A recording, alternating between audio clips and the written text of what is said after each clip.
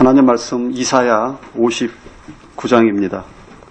이사야서 59장 2절과 12절을 봉독하겠습니다. 오직 너희 죄악이 너희와 너희 하나님 사이를 내었고, 여기까지 읽고요. 12절. 대저 우리의 허물이 주 앞에 심히 많으며 우리의 죄가 우리를 쳐서 증거하오니 이는 우리의 허물이 우리와 함께 있음이라. 우리 죄악을 우리가 아나이다. 이사야서 59장에서 선지자 이사야는 하나님 이름으로 이스라엘 백성의 죄악을 지적하고 있습니다. 2절에 중요한 표현이 나오는데, 죄악이 하나님과의 사이를 내었다. 이 말씀 속에서 사람과 하나님 사이의 관계를 이렇게 갈라놓는 것은, 멀어지게 하는 것은 죄악임을 우리가 알 수 있습니다. 그렇다면 이 죄가 누구 앞에서 죄가 되는 것이겠습니까? 나라는 사람이 나를 이렇게 돌아보니까 죄인인가요? 물론 그렇습니다. 사람은 반복되는 그러한 죄의 뉘우침을 이렇게 하게 됩니다.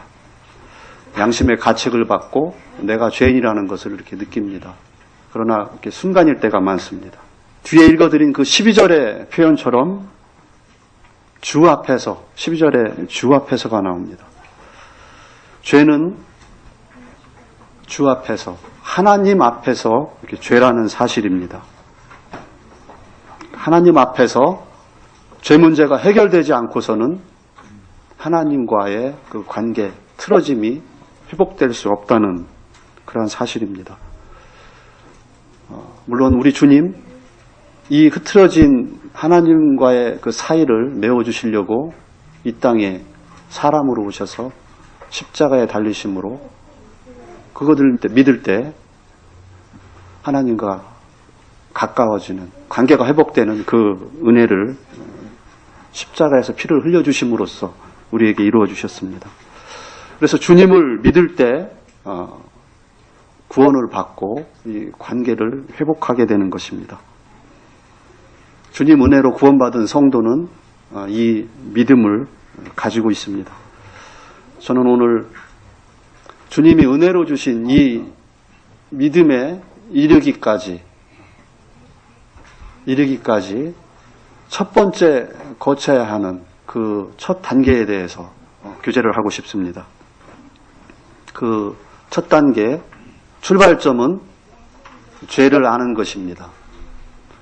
우리 사극에서 우리 사또날이 있는 관아에서 이런 얘기가 이렇게 나온 것을 기억합니다. 네 죄를 네가 알렸다. 죄를 아는 것, 여기서부터 출발해야 되는 것입니다. 봉독해드린 그 2절에서 죄가 하나님과의 관계에서 사이를 낸 그 사실을 우리는 읽어보았습니다. 그리고 12절에서 우리의 허물이 주 앞에 심히 많으며, 이 주 앞에입니다. 죄 문제는 하나님 앞에서 문제임을 우리가 알아야 하는 것입니다. 그리고 12절 표현, 내 허물이 주 앞에 심히 많으며, 그리고 뒷부분에 나의 죄악을 내가 아나이다. 여기부터 출발해야 되는 것입니다. 하나님 앞에서 내 죄를 아는 것, 그 죄의 심각성을 아는 것입니다. 주님의 은혜로 구원받으셔야 될 구도하시는 여러분, 하나님 앞에서 내 죄를 알고 계십니까? 이 시간 나 자신을 돌아보는 시간이 되었으면 합니다. 첫 번째로 이 죄로부터 나는 완전히 자유롭다고 이렇게 선언할 수 있는 사람이 있을까요? 선지자는 계속해서 이스라엘 백성의 죄악을 지적을 합니다. 3절 후반부를 보시면 너희 입술은 거짓을 말하며 너희 혀는 악독을 바람이라. 말로써 죄악을 범하는 이스라엘 백성, 저의 사람의 모습을 지적하고 있습니다. 6절 후반부 보실까요? 그 행위로는 자기를 가릴 수 없을 것이며 그 행위는 죄악의 행위라. 그 손에는 강포한 행습이 있으며. 말뿐만 아니라 행동으로 죄를 범하는 이스라엘 백성, 바로 우리의 모습을 또 지적하고 있습니다. 7절 후반부에서 그 사상은 죄악의 사상이라 생각으로서도 죄를 범하는 절망적인 사람의 모습을 지적을 하고 있습니다. 두 번째로 이러한 죄의 심각성입니다. 2절에서 죄가 사람과 하나님 사이에 그 사이를 내었다고 그렇게 말씀이 나왔는데 그 죄의 결과는 사망인 것입니다. 죽음입니다. 로마서 6장 23절에 죄의 싹은 사망이요 이러한 표현이 있습니다. 그리고 히브리서 9장에서 그 후에는 심판이 있으리니 그 사망이 한 번으로 끝나는 것이 아니라 둘째 사망인 영원한 심판이 있는 것입니다. 그 죄 때문에 사해가 난 그 죄의 결과가 이렇게 무서운 정말 심각한 것입니다. 여기에서 하나님께서는 죄를 용납하실 수 없는 그러한 하나님을 우리가 볼 수 있습니다. 하나님은 죄를 미워하십니다. 이 사실 앞에서 단순하게 들을 것이 아니라 절망을 해야 되는 것입니다. 그러나 그 절망 속에 희망이 있습니다. 말씀을 통해서 우리가 희망을 절망하는 가운데에서 또 발견할 수가 있는 것입니다. 로마서 5장 20절에 죄가 더한 곳에 은혜가 더욱 넘쳤다 이런 말씀이 있습니다. 나의 현 주소 죄악으로 물들었을지라도 그 안에서 절망한다 할지라도 거울되는 말씀 속에서 비추어서 주님이 하신 말씀 그 속에서 희망을 발견할 수가 있는 것입니다. 하나님은 죄를 미워하시지만 죄인을 사랑한다고 지난주에 말씀이 선포됐었습니다. 죄를 미워하는데 죄인을 사랑한다. 이해할 수 없는 그러한 그 말씀을 통해서 우선 내 죄에 대한 그 절망 그리고 하나님을 향한 소망을 동시에 기억하면서 죄를 용서하시지 아니하시는 그 하나님이 어떻게 죄인을 사랑하시고 결국 용서하시는가 말씀을 통해서 살펴보고자 하는 것입니다. 먼저 구약을 보겠습니다. 하나님 앞에 죽을 수밖에 없는 그 사람의 모습을 레위기 16장에서 같이 살펴보기로 하겠습니다. 레위기 16장에서는 속죄일에 대해서 이렇게 나옵니다.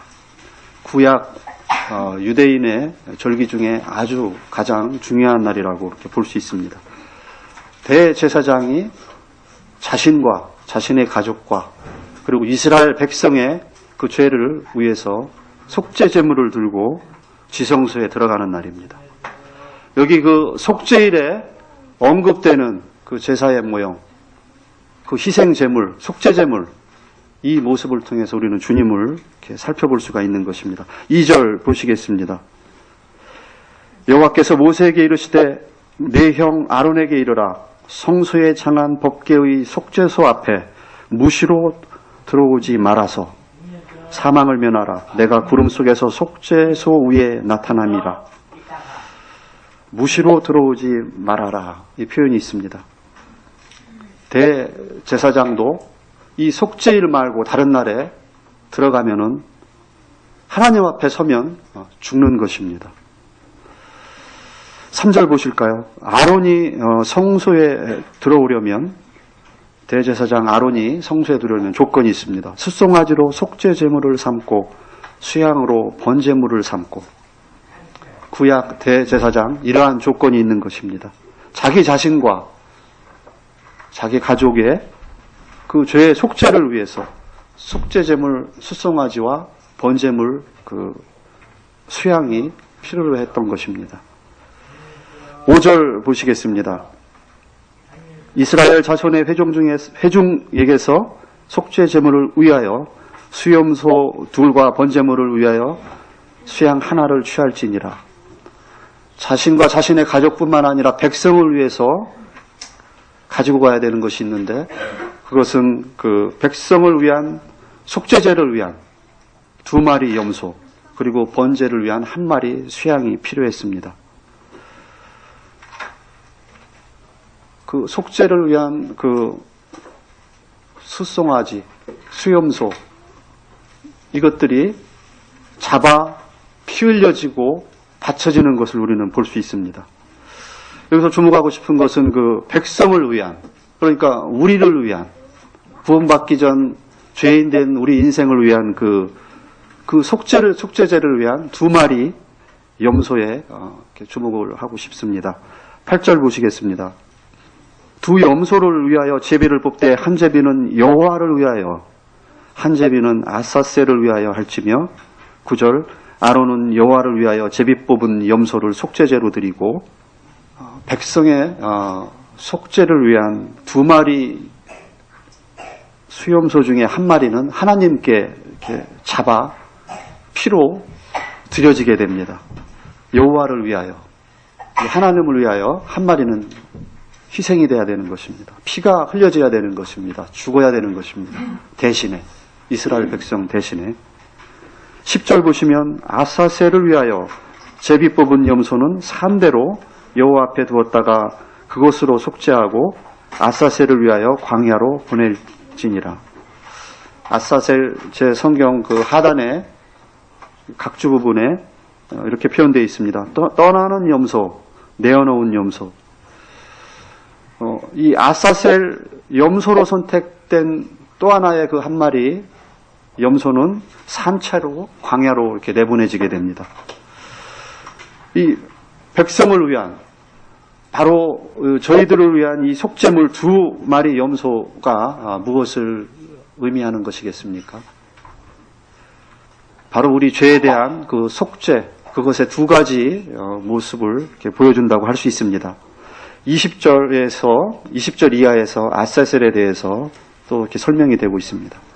20절 보시면, 20절 먼저 전반부 보실까요?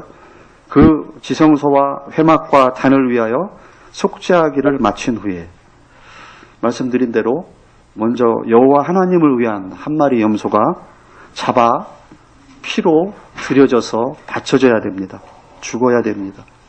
죄를 용납하실 수 없는, 죄를 미워하시는 그 하나님, 그분의 거룩과 공의를 충족시키기 위해서 사람의 죄 대신에 이 1마리 염소가 죽어야 하는 것입니다. 이 1마리 죽는 염소를 통해서 내 죄가 하나님 앞에서 심판받는 것임을 볼 수 있습니다. 20절 후반부에 산 염소를 들이되 아사셀 염소가 나옵니다. 1마리가 먼저 죽어지고 그 다음에 이 또 다른 산 염소가 드려지는데, 21절 보시기 바랍니다. 아론은 2 손으로 산 염소의 머리에 안수하여 이스라엘 자손의 모든 불의와 그 범한 모든 죄를 고하고 그 죄를 염소의 머리에 두어 미리 정한 사람에게 맡겨 광야로 보낼지니, 22절 염소가 그들의 모든 불의를 지고 무인지경에 이르거든 그는 그 염소를 광야에 놓을지니라. 이스라엘 자손의 모든 죄를 짊어지기 전에 그 염소에게 다 고합니다. 그 죄를 염소에게 다 전가를 시킵니다. 그리고 나서 그 염소를 사람이 살지 않는 저 먼 광야로 떠나보냅니다. 여기에서 상징하는 것은, 이 말씀을 보면서 기억나는 말씀이 있습니다. 히브리서 10장에 저희 죄와 저희 불법을 내가 다시 기억지 아니하리라. 히브리서 10장 17절에 이 말씀 나옵니다. 성령이 우리에게 증거하시는 말씀입니다.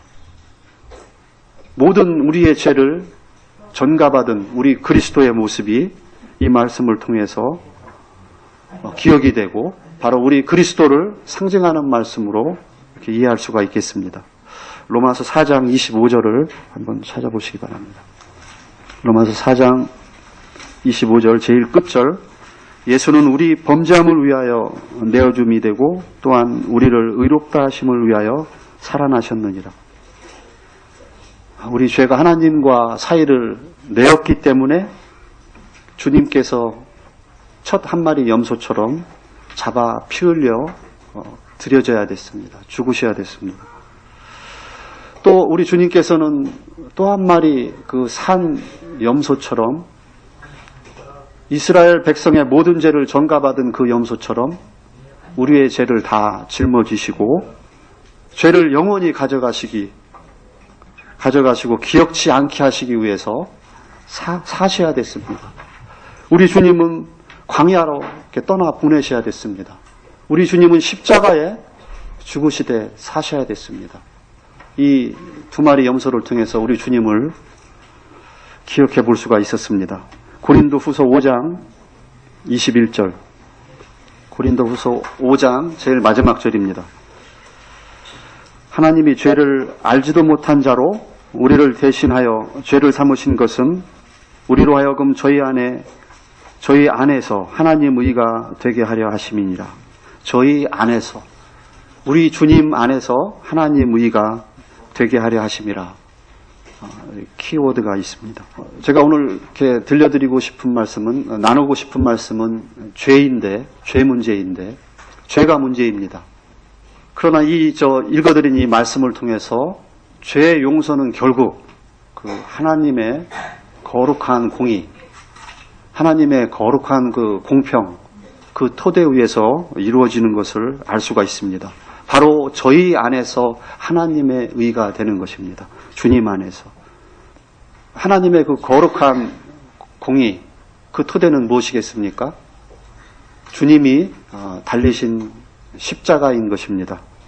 십자가 위에서 하나님께서 죄를 지극히 미워하심과 그러나 그 죄를 가진 죄인을 사랑하셔서 주님을 내어주신 그 사랑을 동시에 볼 수가 있는 것입니다. 시편 85편 10절의 표현대로 그 긍휼과 진리가 같이 만나는 곳이 바로 십자가인 것입니다. 이 십자가를 바라보면서 죄된 나에 대해서 절망하고, 그러나 이 십자가를 바라봄으로써 거기에 바로 죄 용서함이 있다는 것을 발견한 그러한 분들은 어떤 그 말씀을 붙잡고 받아들일 수가 있겠습니까? 죄를 영원히 사해 주신다는 그 말씀. 이사야서 44장 22절을 같이 살펴보시겠습니다. 이사야 44장 22절.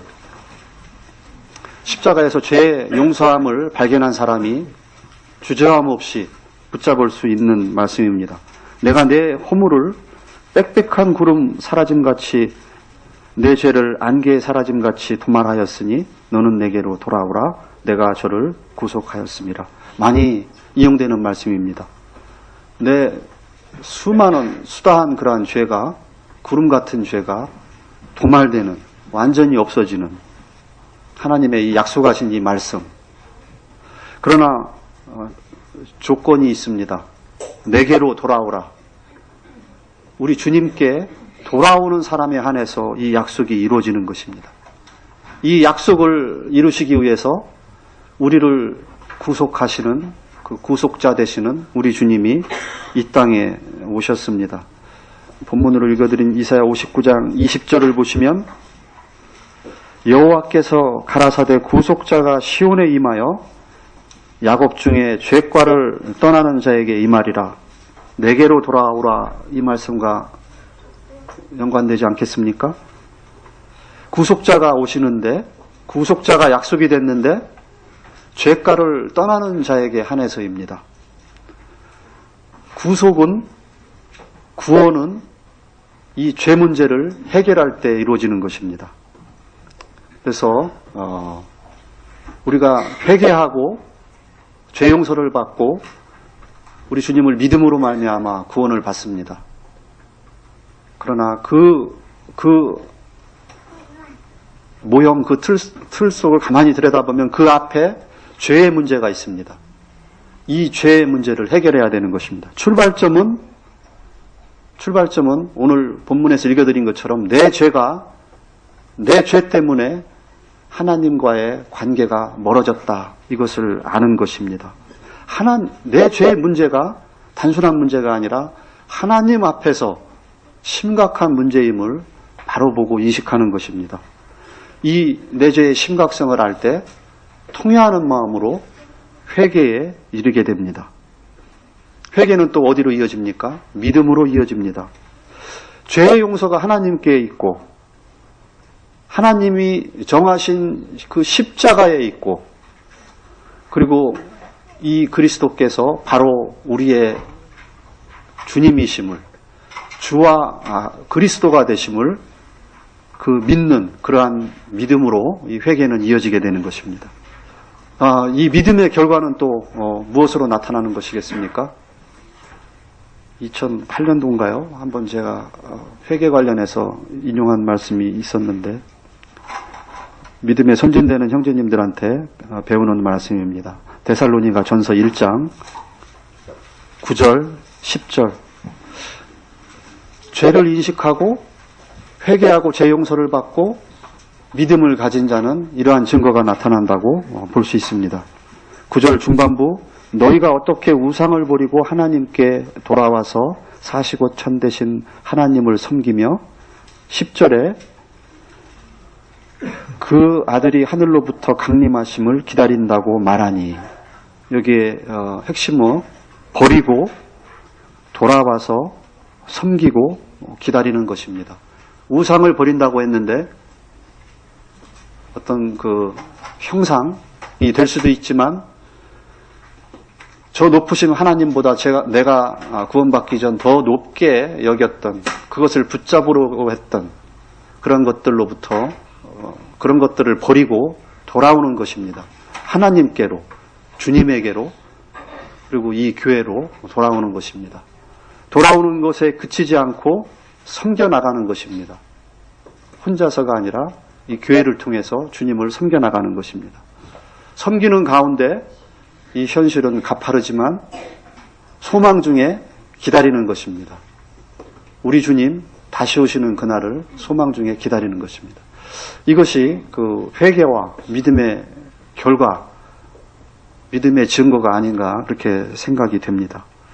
회개하고 믿음으로써 이렇게 구원을 받는데 여기에 제가 구원받기 전 오해가 있었던 것처럼 분명한 죄에 대한 심각한 인식, 그게 내 양심의 어떤 가책이 아니라 그 죄는 바로 하나님 앞에서 심각한 것임을 제대로 인식하는 거기에서부터 이 회개는 출발한다고 볼 수가 있겠습니다. 그래서 저는 오늘 죄의 문제, 이 죄의 심각성을 한번 이렇게 돌아보고 정확히 인식하는 시간이 되고자 하는 그러한 마음이 있어서 이런 내용을 한번 정리를 해봤습니다. 죄를 정확히 보고 인식하는 것은 무엇이겠습니까? 다시 본문으로 읽어드린 그 말씀을 다시 한번 읽고 마치도록 하겠습니다. 이사야 59장 2절 오직 내 죄악이 나와 내 하나님 사이를 내었고 바로 이 인식에 이르는 것입니다. 59장 12절 대저 내 허물이 주 앞에 하나님 앞에 심이 많으며 내 죄가 나를 쳐 증거하오니 이는 내 허물이 나와 함께 있음이라. 내 죄악을 내가 아나이다.